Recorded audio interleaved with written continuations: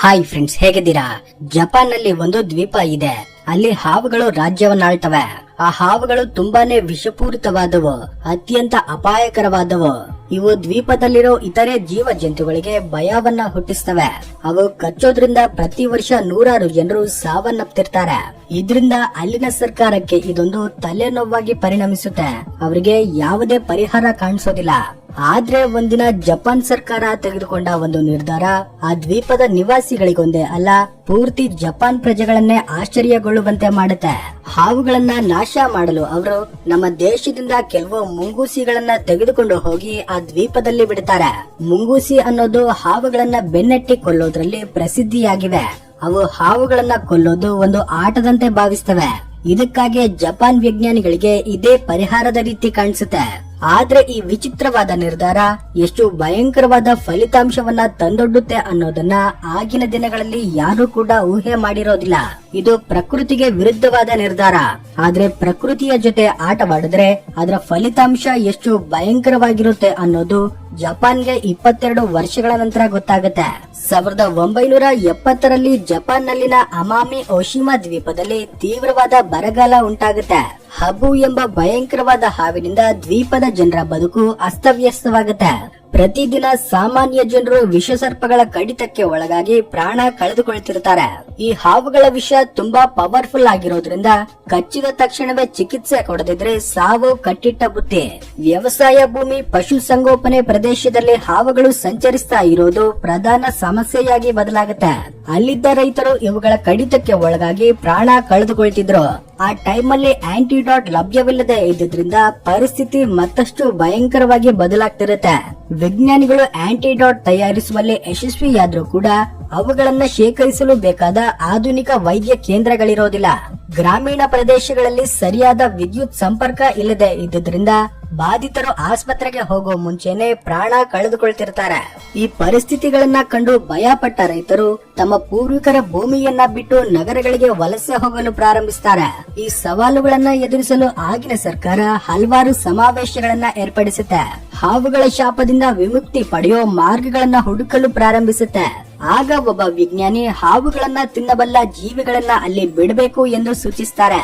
ಪ್ರಕೃತಿಯನ್ನ ಪ್ರಕೃತಿಯಿಂದಲೇ ನಿಯಂತ್ರಿಸಬೇಕೆನ್ನುವ ಈ ಯೋಚನೆ ಸರ್ಕಾರಕ್ಕೂ ಇಷ್ಟವಾಗುತ್ತೆ. ಇದರಿಂದ ಆ ಕೆಲಸಕ್ಕೆ ಮುಂಗೂಸಿಗಳನ್ನ ಆಯ್ಕೆ ಮಾಡ್ತಾರೆ. ಮುಂಗೂಸಿಗಳು ಹಾವುಗಳೊಂದಿಗೆ ಪ್ರಾಚೀನ ಶತ್ರುತ್ವವನ್ನ ಹೊಂದಿರೋ ಜೀವಿಗಳು. ಇವುಗಳ ನಡುವೆ ಯುದ್ಧ ಪ್ರಾರಂಭ ಆದ್ರೆ ಕೊನೆಯವರೆಗೂ ಸೆಣಸಾಡ್ತವೆ. ಅದರಲ್ಲಿ ಅಧಿಕವಾಗಿ ಮುಂಗೂಸಿಗಳೇ ವಿಜಯ ಸಾಧಿಸ್ತವೆ. ಮುಂಗೂಸಿಗಳಲ್ಲಿರೋ ಸಹಜ ರಕ್ಷಣಾ ವ್ಯವಸ್ಥೆ ಹಾವುಗಳ ವಿಷವನ್ನ ನಾಶ ಮಾಡುತ್ತೆ. ಅಂದ್ರೆ ಹಬು ಹಾವು ಕಚ್ಚಿದಾಗ ಮುಂಗೂಸಿಗಳಿಗೆ ಏನೂ ಆಗೋದಿಲ್ಲ. ಅವು ಹಾವುಗಳನ್ನ ಕೊಲ್ಲದೆ ಬಿಡೋದಿಲ್ಲ. ಇಷ್ಟೇ ಅಲ್ಲದೆ ಮುಂಗೂಸಿಗಳು ವಿನೋದಕ್ಕೋಸ್ಕರ ಹಾವುಗಳನ್ನ ಕೊಲ್ಲುತ್ತಿರ್ತವೆ. ಕಣ್ಣಿಗೆ ಕಂಡ್ರೆ ಬಿಡೋದಿಲ್ಲ. ಆದ್ರೆ ಇಲ್ಲೊಂದು ದೊಡ್ಡ ಸವಾಲಿದೆ. ಅದೇನೆಂದ್ರೆ ಮುಂಗೂಸಿಗಳು ಜಪಾನ್ಗೆ ಸ್ವದೇಶಿ ಜಂತುಗಳಾಗೋದಿಲ್ಲ. ಅವು ಭಾರತ, ಬಾಂಗ್ಲಾದೇಶ, ಪಾಕಿಸ್ತಾನ, ನೇಪಾಳಂತಹ ದೇಶಗಳಲ್ಲಿ ಜೀವಿಸ್ತವೆ. ಇಲ್ಲಿನ ವಾತಾವರಣ ಜಪಾನ್ ವಾತಾವರಣಕ್ಕಿಂತ ಭಿನ್ನವಾಗಿರುತ್ತೆ. ಆದ್ರೂ ಕೂಡ ವಿಜ್ಞಾನಿಗಳು 30 ಮುಂಗೂಸಿಗಳನ್ನ ಭಾರತದಿಂದ ಹಿಡಿದುಕೊಂಡು ಅಮೀಮಾ ಹೊಶಿಮಾ ದ್ವೀಪದಲ್ಲಿ ಬಿಡ್ತಾರೆ. ಆಗ ಹಾವುಗಳ ಕಾಟ ತಪ್ಪುತ್ತೆ ಅನ್ನೋದು ಅವರ ನಂಬಿಕೆ. ಆದ್ರೆ ಮುಂಗೂಸಿಗಳು ಹಾವುಗಳನ್ನ ಕೊಲ್ಲೋದೊಂದೇ ಅಲ್ಲದೆ ಇಲಿಗಳಿಂದ ಆಗೋ ನಷ್ಟವನ್ನ ಕೂಡ ಭರ್ತಿ ಮಾಡ್ತವೆ ಅಂತ ಅವರು ಅಂದುಕೊಳ್ತಾರೆ. ಆದ್ರೆ ಕೆಲ ವರ್ಷಗಳ ನಂತರ ಮುಂಗೂಸಿಗಳ ಸಂಖ್ಯೆ 30ರಿಂದ 30,000ಕ್ಕೆ ಬೆಳೆದದ್ದನ್ನ ಕಂಡು ವಿಜ್ಞಾನಿಗಳೇ ಬೆರಗಾಗ್ತಾರೆ. ಇಷ್ಟೇ ಅಲ್ಲದೆ ಅವು ಹಾವುಗಳನ್ನ ಕೊಲ್ಲಲು ಆಸಕ್ತಿ ತೋರಿಸೋದಿಲ್ಲ. ಇದರಿಂದ ಹಾವುಗಳ ಸಂಖ್ಯೆ ಕೂಡ ಹೆಚ್ಚಾಗ್ತಿರುತ್ತೆ. ಯಾಕಂದ್ರೆ ಹಬು ಹಾವುಗಳು ರಾತ್ರಿ ಹೊತ್ತಲ್ಲಿ ಬೇಟೆಯಾಡ್ತವೆ, ಮುಂಗೂಸಿಗಳು ಹಗಲೊತ್ತಲ್ಲಿ ಬೇಟೆಯಾಡ್ತವೆ. ಇಂತಹ ವಿರುದ್ಧವಾದ ಜೀವನ ಶೈಲಿಯಿಂದ ಅವು ತುಂಬಾ ಕಡಿಮೆ ಬಾರಿ ಎದುರಾಗ್ತಿರ್ತವೆ. ಇಷ್ಟೇ ಅಲ್ಲದೆ ಹಾವುಗಳು ಸಿಕ್ಕದ ಟೈಮಲ್ಲಿ ಮುಂಗೂಸಿಗಳು ಆ ದ್ವೀಪದಲ್ಲಿರೋ ಅಪರೂಪದ ಮೊಸಳೆಗಳನ್ನ ಬೇಟೆಯಾಡಲು ಪ್ರಾರಂಭಿಸ್ತವೆ. ಪಕ್ಷಿಗಳ ಮೊಟ್ಟೆಗಳನ್ನ ತಿನ್ನಲು ಪ್ರಾರಂಭಿಸ್ತವೆ. ಮತ್ತೊಂದ್ ಕಡೆ ರೈತರ ಬೆಳೆ ನಾಶವಾಗಲು ಪ್ರಾರಂಭವಾಗುತ್ತೆ. ಹಾವುಗಳಿಂದ ವಿಮುಕ್ತಿ ಪಡೆಯಲು ತೆಗೆದುಕೊಂಡ ನಿರ್ಧಾರದಿಂದ ಸಮಸ್ಯೆಗಳು ಮತ್ತಷ್ಟು ಹೆಚ್ಚಾಗ್ತವೆ. ಈಗ ಮುಂಗೂಸಿಗಳ ಸಮಸ್ಯೆ ಕೂಡ ಪ್ರಾರಂಭವಾಗುತ್ತೆ. 1975ರಲ್ಲಿ ಬಿಟ್ಟ 30 ಮುಂಗೂಸಿಗಳು 25 ವರ್ಷಗಳಲ್ಲಿ 3000ಕ್ಕಿಂತ ಹೆಚ್ಚಾಗಿರ್ತವೆ. ಅವು ಪರಿಮಿತ ಪ್ರದೇಶವನ್ನ ಬಿಟ್ಟು ದ್ವೀಪದಲ್ಲಿನ ಪ್ರಧಾನ ಭೂಭಾಗದವರೆಗೂ ವ್ಯಾಪಿಸ್ತವೆ. ಇದರಿಂದ ಪ್ರಾಂತೀಯ ಜೀವ ವೈವಿಧ್ಯ ಅಪಾಯದಲ್ಲಿ ಬೀಳುತ್ತೆ. ಸ್ಥಳೀಯ ಜೀವಿಗಳು ಒಂದೊಂದಾಗಿ ಕಣ್ಮರೆಯಾಗಲು ಪ್ರಾರಂಭಿಸ್ತವೆ. ಮುಂಗೂಸಿಗಳು ಹಾವುಗಳನ್ನ ಬೇಟೆಯಾಡ್ತಿಲ್ಲ ಅನ್ನೋದನ್ನ ಪ್ರಜೆಗಳು ಗುರುತಿಸ್ತಾರೆ. ಅವು ಪ್ರಕೃತಿಯಲ್ಲಿನ ಸಮತೋಲನವನ್ನ ಹಾಳು ಮಾಡ್ತಿವೆ ಎಂಬ ವಿಷಯ ವಿಜ್ಞಾನಿಗಳಿಗೂ ಅರ್ಥವಾಗುತ್ತೆ. ಹೀಗೇನೆ ಮುಂದುವರಿದ್ರೆ ದ್ವೀಪದಲ್ಲಿನ ಜೀವ ವೈವಿಧ್ಯವೇ ನಾಶವಾಗುತ್ತೆ ಎಂಬ ಭಯ ಅವರಲ್ಲಿ ಉಂಟಾಗುತ್ತೆ. ನಂತರ ಇದು ಮಾನವ ವರ್ಸಸ್ ಮುಂಗೂಸಿ ಯುದ್ಧದಂತೆ ಬದಲಾಗುತ್ತೆ. ಮುಂಗೂಸಿಗಳ ಸಂಖ್ಯೆಯನ್ನ ನಿಯಂತ್ರಿಸಲು ದೊಡ್ಡ ದೊಡ್ಡ ಕಾರ್ಯಕ್ರಮಗಳನ್ನ ಪ್ರಾರಂಭಿಸ್ತಾರೆ. ಬಲೆಗಳನ್ನ ಇಡ್ತಾರೆ. ತರಬೇತಿ ಪಡೆದ ನಾಯಿಗಳಿಂದ ಬೇಟೆಯಾಡಿಸ್ತಾರೆ. 2002ರಲ್ಲಿ ಜಪಾನ್ ಸರ್ಕಾರ ಸಾಮೂಹಿಕವಾಗಿ ಮುಂಗೂಸಿಗಳ ನಿರ್ಮೂಲನಾ ಕಾರ್ಯಕ್ರಮಗಳನ್ನ ಪ್ರಾರಂಭಿಸುತ್ತೆ. ಪ್ರತ್ಯೇಕ ತಂಡಗಳನ್ನ ಏರ್ಪಡಿಸುತ್ತೆ. ಹಮಾಮಿ ಓಶಿಮಾ ದ್ವೀಪವನ್ನೆಲ್ಲ ಜಾಲಾಡಿ ಮುಂಗೂಸಿಗಳನ್ನ ಬೇಟೆಯಾಡಲು ಶುರು ಮಾಡ್ತಾರೆ.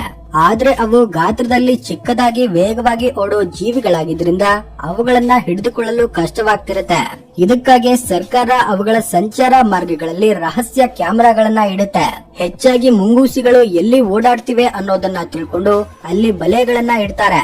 ತರಬೇತಿ ಪಡೆದ ನಾಯಿಗಳು ಮುಂಗೂಸಿಗಳು ಅಡಗಿಕೊಂಡ ಪ್ರದೇಶದ ವಾಸನೆಯನ್ನ ಗುರುತಿಸ್ತವೆ. ಈ ರೀತಿ ಹಲವಾರು ವರ್ಷಗಳವರೆಗೂ ಬೇಟೆ ಮುಂದುವರಿಯುತ್ತೆ. ಕೊನೆಗೆ 2018ರಲ್ಲಿ ಜಪಾನ್ ಸರ್ಕಾರ ಹಮಾಮಿ ಓಶಿಮಾ ದ್ವೀಪದಲ್ಲಿ ಮುಂಗೂಸಿಗಳು ಪೂರ್ತಿಯಾಗಿ ನಿರ್ಮೂಲವಾಗಿವೆ ಅಂತ ಪ್ರಕಟಿಸುತ್ತೆ.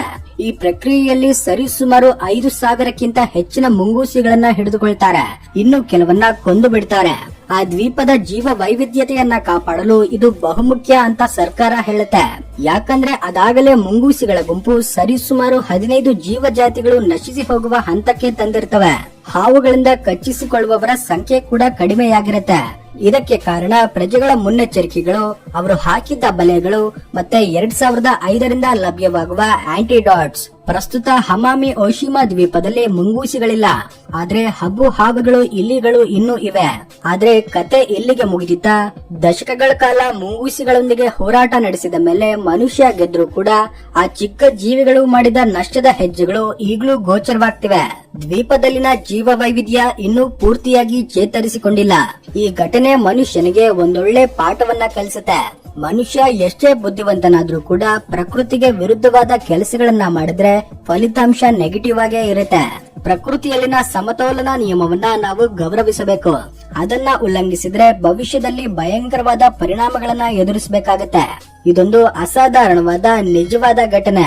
ವಿಡಿಯೋ ಇಷ್ಟವಾಗಿದ್ರೆ ಲೈಕ್ ಮಾಡಿ, ಶೇರ್ ಮಾಡಿ, ನಮ್ಮ ಚಾನೆಲ್ ನ ಸಬ್ಸ್ಕ್ರೈಬ್ ಮಾಡ್ಕೊಳ್ಳಿ. Thanks for watching.